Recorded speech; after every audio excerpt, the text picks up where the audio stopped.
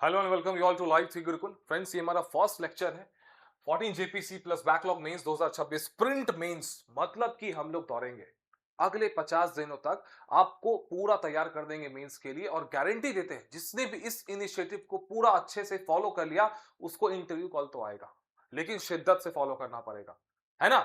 तो ये आपकी क्लासेस है। इसमें फर्स्ट में हम लोग इसकी पूरी शेड्यूल टेलीग्राम चैनल पे डाल दी गई है। इसका लिंक इसका नीचे इस वीडियो के नीचे डाला हुआ है, जाकर टेलीग्राम चैनल को ज्वाइन कर लीजिए और उसके पूरे शेड्यूल को देख लीजिए। इसके स्टार्टिंग के 12 से 13 क्लासेस यूट्यूब पे रहेंगी, उसके बाद की क्लासेस एप्लीकेशन में चलेगी पेड बैचेस में, ठीक है। तो आप स्टूडेंट्स देख लीजिए, इससे क्या होगा कि आपको आंसर राइटिंग को अच्छे से सीख जाएंगे। तो आज जो क्लास 1 है हमारा, स्टेप 1 2 3, तीन वो बेसिक स्टेप्स जो कि आपको सबसे पहले एकदम ग्राउंड जीरो से स्टार्ट करेंगे, राइट फ्रॉम डे 1। हमारे पास बहुत सारे स्टूडेंट्स आते हैं। आज ही एक फीमेल कैंडिडेट आई थी, एडमिशन किया था उन्होंने हमारे मेंस मास्टर सीरीज बैच में। उनको कहना था कि सर मैंने आज तक कभी आंसर्स लिखे नहीं, this is the first time I am writing mains and this is my first answer जो कि संडे को हमारा टेस्ट होने वाला है। सर मैं कैसे क्या करूं, मुझे कुछ समझ में नहीं आ रहा है। ऐसे बहुत सारे स्टूडेंट्स हैं। तो 50 टू 60% तो फ्रेशर्स होते ही हैं उनके लिए, और इवन जो वेटरन्स भी आप भी देखेंगे, आप भी आपके अगर अभी तक रैंक नहीं आया तो कहीं ना कहीं आप गलती कर रहे हैं। इंटरव्यू से फेल हो रहे हैं तो ठीक है, मेंस में अगर 10 मार्क्स एक्स्ट्रा रहते तो इंटरव्यूज के मार्क्स से कोई इंपैक्ट नहीं पड़ता आपको, है ना। तो अभी इस इनिशिएटिव को फॉलो करेंगे, trust me you will get rank, you will come up with flying colours. जिसने भी हमारे स्प्रिंट मेंस को फॉलो कर लिया अगले 30 से 40 दिन जो भी चलेगा, ठीक है। स्टेप 1 2 3 फर्स्ट क्लास, ठीक है। ये हमारा आज का फर्स्ट क्लास है स्प्रिंट मेंस का। इसका टारगेट यही है कि हम लोग आपको पूरा 14th जेपीएससी के लिए तैयार कर देंगे, प्लस बैकलॉग, दोनों का सिलेबस सेम ही है। तो बहुत सारे स्टूडेंट्स बैकलॉग का मेंस दे रहे हैं, बहुत सारे 14 जेपीएससी का दे रहे हैं। सी, ये आइडिया कहां से आया? सबसे पहली चीज, इस वेन डायग्राम को समझिए अच्छे से, है ना। इस वेन डायग्राम को समझिए, काफी इंपॉर्टेंट है। तीन चीजें में आपका मेंस बटा होता है। एक तो होता है जिसके लिए पूरी दुनिया दीवानी है, कंटेंट, नोट्स। बहुत सारे नोट्स चाहिए आपको, 5 कोचिंग के नोट्स चाहिए। यूट्यूब से मतलब वीडियोस देखते हैं, फिर गूगल से रिसर्च करते हैं, आजकल तो एआई भी आ गया, बहुत सारी चीजें हैं। तो कंटेंट, है ना, इसके पीछे पूरी दुनिया पागल है, ठीक है। कंटेंट के बाद आता है प्रेजेंटेशन, है ना। ये सेकंड पिलर है आपका मेंस का। प्रेजेंटेशन मतलब बेसिकली शुद्ध हिंदी में बताए तो आपका आंसर कितना खूबसूरत लग रहा है, देखने में कितना अच्छा लग रहा है, ठीक है। ये प्रेजेंटेशन हो गया, आर्ट ऑफ आंसर राइटिंग इसी के अंदर का। तीसरा फ्रेमवर्क, कि स्ट्रक्चरिंग कैसे है आपके आंसर्स का, है ना। एक लॉजिकल फ्लो आपने फॉलो किया है कि नहीं, सही जगह पे मैप ड्रॉ किया है कि नहीं, सही जगह पे डायग्राम ड्रॉ किया है कि नहीं। मान के चलो कोई हिस्ट्री का क्वेश्चन है ना, तो इसका इंपैक्ट बाद में, मतलब ये पहले डाल दिया, कॉजेस बाद में डाला, है ना। कॉजेस पहले आना चाहिए कि उस रिवोल्ट का, जैसे बिरसा मूवमेंट है तो कॉजेस ऑफ बिरसा मूवमेंट ये फर्स्ट में आना चाहिए था, इंपैक्ट क्या था वो बाद में, है ना। तो ये स्ट्रक्चरल फ्लो होता है, फ्रेमवर्क, है ना। जो चीज जहां पे सही है, कोट्स अगर आपने मेंशन किया है तो पता चला गलत जगह पे कोट्स मेंशन कर दिया, ये वो सही जगह था कोट्स को मेंशन करने का। झारखंड के अगर केस स्टडीज एग्जांपल्स को आपने डाला है तो सही जगह होना चाहिए, दिस इज कॉल्ड स्ट्रक्चरिंग। तो ये तीनों पिलर्स होते हैं, है ना। तो इस वेन डायग्राम से हम क्या समझ पा रहे हैं कि जिसके पास ये तीनों थोड़ा थोड़ा है ना, वो श्योर शॉट टॉपर है, उसको रैंक लाने से कोई नहीं रोक सकता है, नेक्स्ट टू इम्पॉसिबल है। जिसके पास प्रेजेंटेशन प्लस फ्रेमवर्क भी है ना, तो वो समहाउ, है ना, रैंक ला सकता है और ले भी आते हैं। हमने देखा 11 जेपीसी में, है ना। 11 जेपीसी में बहुत सारे स्टूडेंट्स को देखा, कंटेंट वाइज नॉर्मल थे, एवरेज थे, presentation skills wise superb, next level presentation skills था। And they are into services, enjoying life, life की सारी प्रॉब्लम्स खत्म हो गई उनकी, है ना। कंटेंट आपके पास है, कुछ ना होने वाला भैया, है ना। कंटेंट के दम पे अब कुछ नहीं होता है, आपका ज्ञान सबके पास। और जेपीसी में तो खासकर कंटेंट की बहुत ज्यादा वैल्यू नहीं है, क्योंकि यहाँ पे एग्जाम्स के जो आपने मेंस का पीवाईक्यूज को देखा होगा तो सिंपल है एकदम, लैंग्वेज सिंपल होता है, मतलब क्वेश्चन सिंपल होते हैं। सिंपल क्वेश्चंस अगर आए ना मेंस में तो डरने की बात है, खुश होने की बात नहीं है, क्योंकि सबके पास वो कंटेंट है ना। मान के चलो अलाउद्दीन खिलजी का मार्केट रिफॉर्म पॉलिसी क्वेश्चन सबने पढ़ा हुआ है, सबके पास उसका कंटेंट है। अब मैटर क्या है मेंस में कि अपने बाजू वाले से, है ना, या फिर आप किस क्लासरूम में बैठे उनसे अच्छा आंसर आपको लिखना है। आपका आंसर बाकियों से अच्छा होना चाहिए, देन ही आपका सिलेक्शन होगा, तभी आपको मार्क्स मिलेंगे। तो जब इजी क्वेश्चंस आए तो ये करना टफ हो जाता है। टफ क्वेश्चंस आ जाएंगे तो जिसने अच्छे से तैयारी की होगी वो अच्छे से मतलब स्कोर कर देता है। तो यहीं पे जेपीसी में तो कंटेंट के दम पे आप मेंस निकाल ही नहीं सकते, है ना।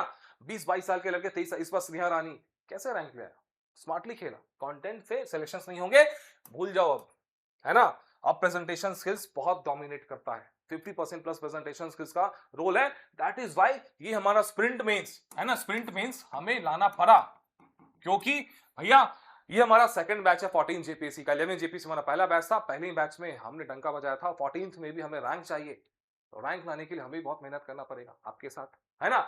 तो आपका रैंक आएगा तो ही हमारी कामयाबी है, ठीक है।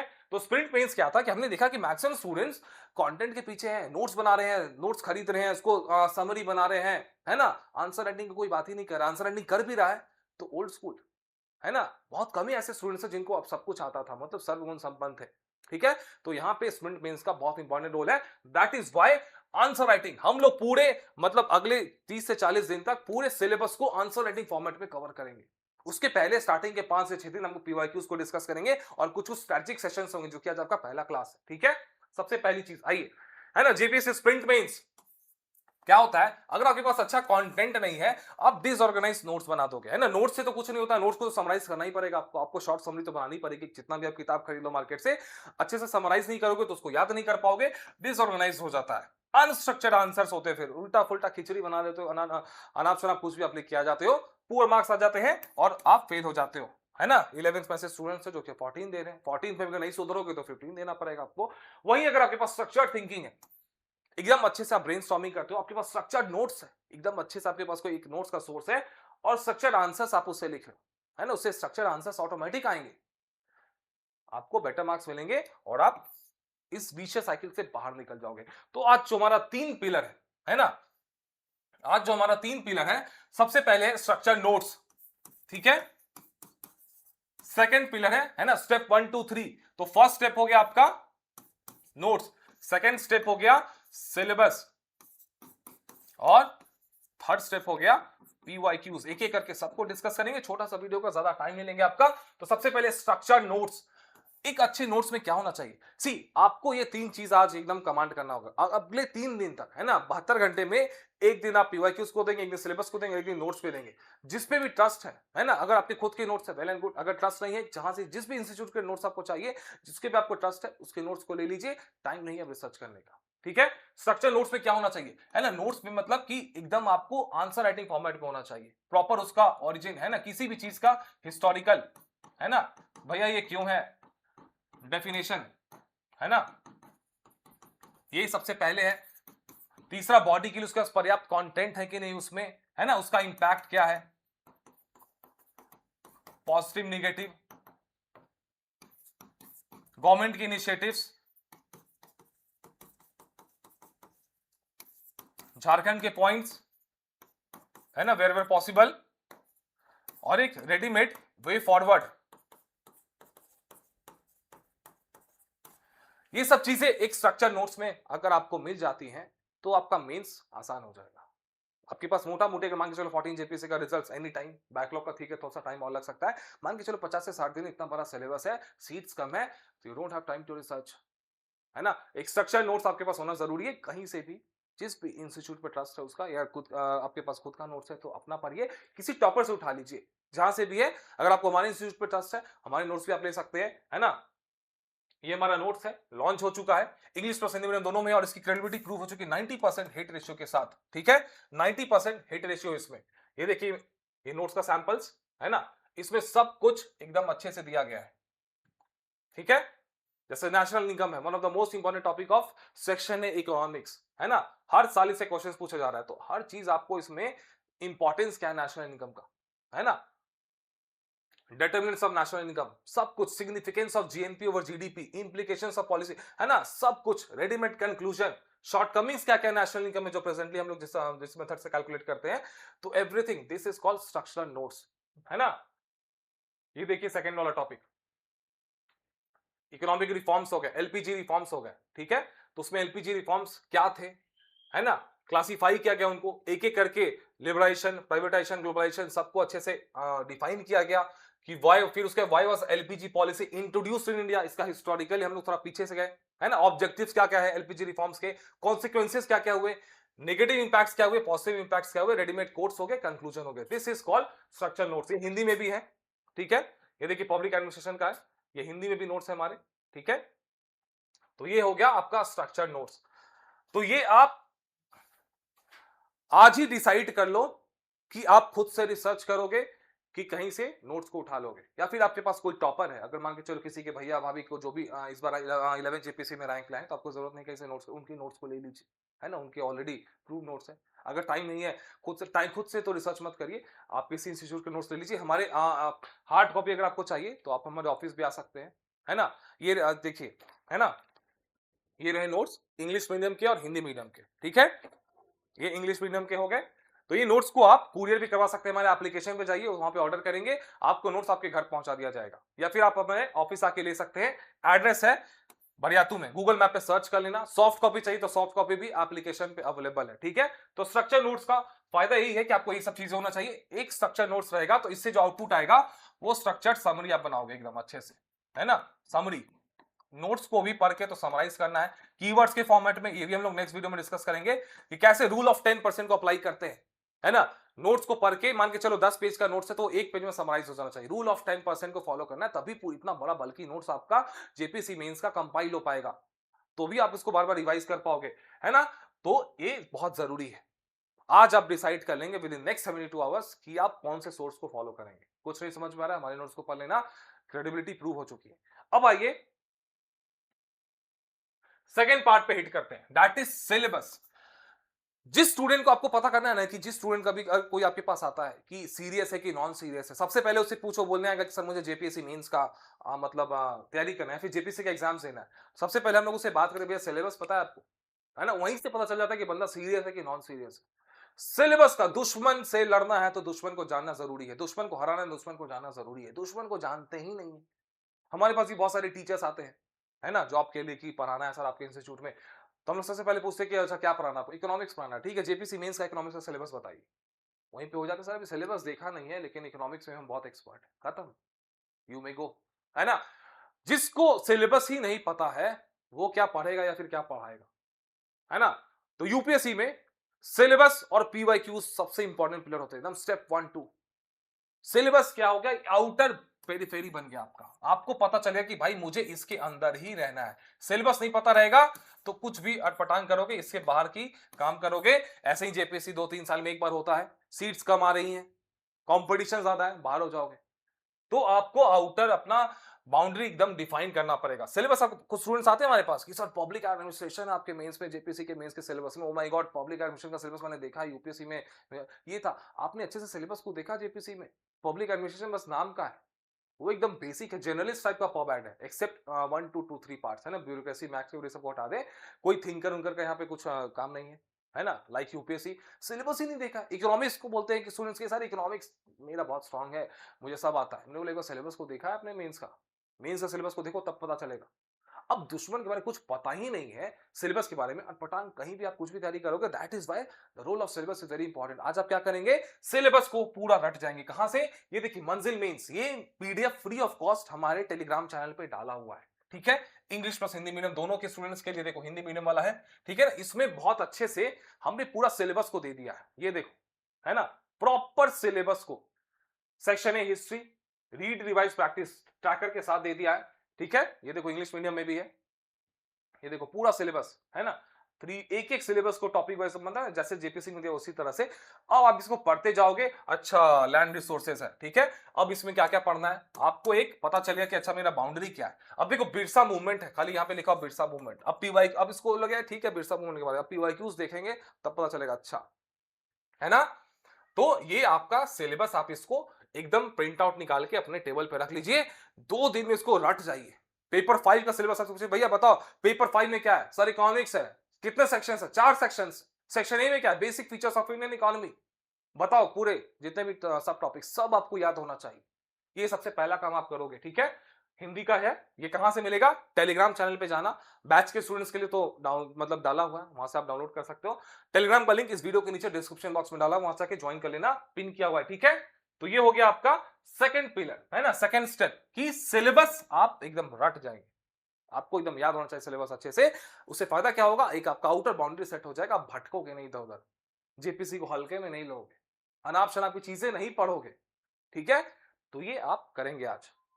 थर्ड पार्ट, ये हमारे बैचेस हैं, mains master series. Thanks for such a massive response, है ना। मेंस मास्टर सीरीज हमारी बहुत अच्छे से चल रही है, टॉपिक और आंसर राइटिंग, अभी तक इसमें बहुत सारे स्टूडेंट जुड़ चुके हैं। इसमें सब कुछ आपके मेंस का कंप्लीट सॉल्यूशन है। जिनको 14 जेपीसी मेंस या बैकलॉग मेंस देना है, आप इन दोनों बैचेस में किसी में जुड़ सकते हैं। इन दोनों में अंतर है कि इसमें हार्ड कॉपी है, ये जो हार्ड कॉपी के नोट्स है आपको घर पहुंचा दिए जाएंगे या फिर आके आप ऑफिस से कलेक्ट कर सकते हैं। इसमें सॉफ्ट कॉपी है ना। तो इसमें क्या क्या मिलेगा आपको, टोटल 16 टेस्ट मिल जाएंगे, 8 सेक्शन, 8 फुल लेंथ, टॉपिक और आंसर राइटिंग, मेंटरशिप, और ये स्प्रिंट मेंस का जो आगे का जो पार्ट है ना, जो कि मेन जब क्लासेस स्टार्ट हो जाएंगे टॉपिक वाइज, तो वो इसी में जाएंगी, इन दोनों बैचेस में ही, है ना। तो एप्लीकेशन से ज्वाइन कर सकते हैं, एप्लीकेशन का लिंक इस वीडियो के नीचे डाला हुआ है, ठीक है। इसमें आपको वीडियो लेक्चर्स मिल जाएंगे, डिटेल वीडियो लेक्चर्स, वो टीचर्स पढ़ा रहे हैं, है ना। स्प्रिंट मेंस पूरा मैं ही लेकर आऊंगा। अभी हम लोग 6 आपके स्ट्रेटेजिक सेशंस होंगे, उसके बाद 6 आपके पीवाईक्यू सेशंस होंगे, उसके बाद फिर हम लोग पूरे सिलेबस को पेपर 3, 4, 5, 6 के आंसर टिंग फॉर्मेट में डिस्कस करेंगे, एकदम नो नॉनसेंस पॉलिसी के साथ, जिसमें लगेगा कि भैया ऐसा नेशनल इनकम काफी इंपॉर्टेंट है, तो उसके कौन कौन से डायमेंशन से क्वेश्चंस पूछे गए, उसको कैसे टैकल करना था, कुछ करंट अफेयर्स हुआ है क्या रिसेंटली, या फिर उसमें झारखंड को कैसे इंक्लूड करना था, या फिर और कोई डायमेंशन अगर छूटा हुआ है जो जेपीसी पूछ सकती है, बस उसको डिस्कस करेंगे, है ना। बहुत ज्यादा डिग नहीं करेंगे उसमें कॉन्सेप्ट में, कॉन्सेप्ट्स के लिए आपके नोट्स है, पढ़ जाओ, रट जाओ, लिखना सीख जाओ, खत्म। जेपीसी में यही खेल है पूरा, ये बहुत ज्यादा एनालिटिकल एग्जाम्स नहीं है जेपीसी का मेंस, ठीक है। तो आप जाके इसको एप्लीकेशन से ज्वाइन कर सकते हैं, जो भी 14 जेपीसी मेंस और बैकलॉग मेंस दे रहे हैं, ठीक है। अब आ जाइए जेपीसी का पीवाईक्यूज, ये है हमारा थर्ड स्टेप, ठीक है। अब देखो पीवाईक्यूज का क्या फायदा है। पीवाईक्यूज का फायदा है ना कि आपको सबसे पहले तो लैंग्वेज पता चल जाता है कि अच्छा जेपीएससी का लैंग्वेज क्या है ना। प्रैक्टिस अच्छे से हो जाती है, प्रैक्टिस अच्छे से हो जाती है। अगर आपको प्रैक्टिस करना हो तो सबसे बेस्ट सोर्सेस है पीवाईक्यूज, लैंग्वेज प्रैक्टिस और रेपिटेशंस के बारे में पता चल जाता है। अच्छा, क्वेश्चंस जेपीएससी बार बार रिपीट करती है, ठीक है। Identifying major syllabus points, major syllabus के पॉइंट्स पता चल जाते हैं। ऑर्गेनाइज नोट्स, है ना। अगर आप पीवाईक्यूज पता है तो नोट्स को अच्छे से ऑर्गेनाइज कर सकते हो, है ना। बिरसा मूवमेंट को आप हल्के में ले लेंगे, जैसे पीवाईक्यूज को देखेंगे, अच्छा इसमें से 4-5 डायमेंशन से क्वेश्चन पूछा गया, वहीं पे आपके नोट्स स्ट्रक्चर्ड हो जाएंगे ऑटोमेटिक, ठीक है। उसके बाद रेपिटेशंस, अगर जेपीसी आप देखोगे 40% क्वेश्चंस को रिपीट करती है, इनफैक्ट यूपीएससी भी करती है भैया। तो यहां से आपको रेपिटेशंस पता चल गए, यहां से आपको ऑर्गेनाइज नोट्स, आपको फायदा हो गया नोट्स बनाने में, आपको पीवाईक्यूज पता है कि अच्छा जेपीसी कौन कौन टॉपिक से क्वेश्चंस पूछे। ऐसे तो उलझुल्ला कुछ भी बना रहे थे, पढ़ रहे थे, लेकिन जैसे आपने पीवाईक्यूज को देख लिया, अच्छा इस टाइप के क्वेश्चंस पूछे जाते हैं, या फिर इससे तो क्वेश्चंस ही नहीं पूछा जाता, हटाओ यार, ठीक है। तो ये फायदा होता है, मेजर सिलेबस पॉइंट्स आपको पता चल जाएंगे। अब देखिए हम लोग पीवाईक्यूज को देखते हैं। मान के चलो जेपीसी पीवाईक्यूज है ना, ये पीवाईक्यूज ही ओरिजिनली, है ना, मान के नहीं चलो ये ओरिजिनल पीवाईक्यूज ही है ना। मंजिल मेंस हमारी उसमें पीडीएफ में दिया हुआ है, मंजिल मेंस में देखो पूरा पीवाईक्यूज हमने अच्छे से दे दिया है। ये देखो सिलेबस हो गया, उसके देखो पीवाईक्यूज पूरा एक जगह एकदम, 6 का है ना, 6, 7, 11 बैकलॉग, है ना। पॉलिटी का पूरा चारों सेक्शंस के इसी तरह सब कुछ दिया हुआ, इंग्लिश में भी है ये, है ना। ये मंजिल मेंस इतना पॉपुलर ये पीडीएफ था ना हमारा 11 जेपीसी में, ऑलमोस्ट सारे स्टूडेंट्स के पास था, इस बार भी one of the best sources for 14 JPC mains, ठीक है।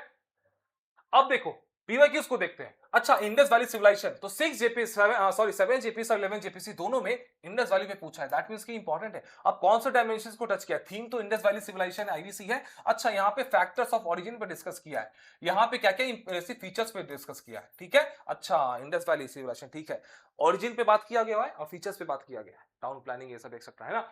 तो समझ में आ जाएगा आपको कैसे तैयारी करनी है। अब आ जाओ बिरसा मूवमेंट पे, ये history, Jharkhand history, Jharkhand questions को अटेम्प्ट करना है। अब देखो 6 जेपीसी में क्या किया कि सरदार मूवमेंट से रिलेट कर दिया बिरसा मूवमेंट को, ठीक है। थीम है बिरसा मूवमेंट, सब में सेम है, बिरसा मुंडा मूवमेंट, देखो बिरसा मुंडा, है ना, यहाँ पे भी मुंडा rebellion led by Birsa Munda, ठीक है। तो बिरसा मूवमेंट से जेपीसी ने हर साल क्वेश्चंस पूछा, 6, 7, 11 बैकलॉग, लेकिन हमने जो पीवाईक्यूज को एनालाइज किया, देखा अच्छा ये डायमेंशंस चेंज कर रहा है हर साल, है ना, थीम सेम है, डायमेंशन चेंज है। फर्स्ट में सरदार मूवमेंट, सेकंड में क्या हुआ है ना कि methodology and constitutional and peaceful cause switch कर गया, है ना। बिरसा मूवमेंट के बाद क्या हुआ उस पे पूछा गया।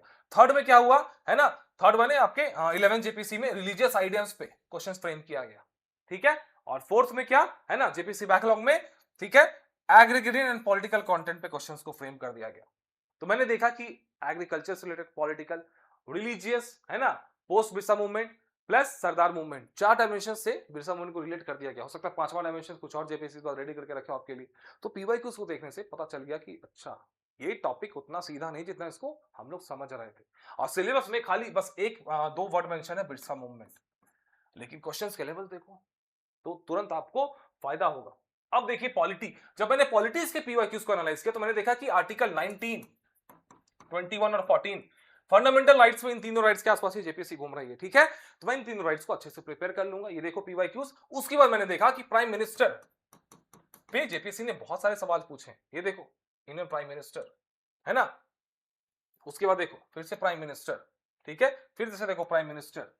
तो prime minister is the favourite topic of JPC, मैंने देख लिया। फिर मैंने देखा कि 73rd और 74th कॉन्स्टिट्यूशनल अमेंडमेंट एक्ट पे भी जेपीसी लगातार क्वेश्चंस पूछ रही है।